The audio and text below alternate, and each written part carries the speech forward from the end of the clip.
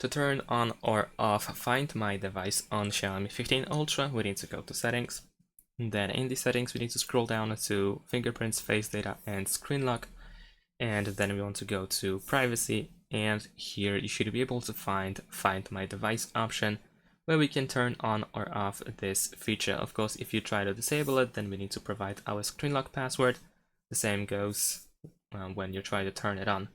Besides that, we can turn on remote lock, and when the remote lock is enabled, you can lock your stolen device's screen with just a phone number at the following web address.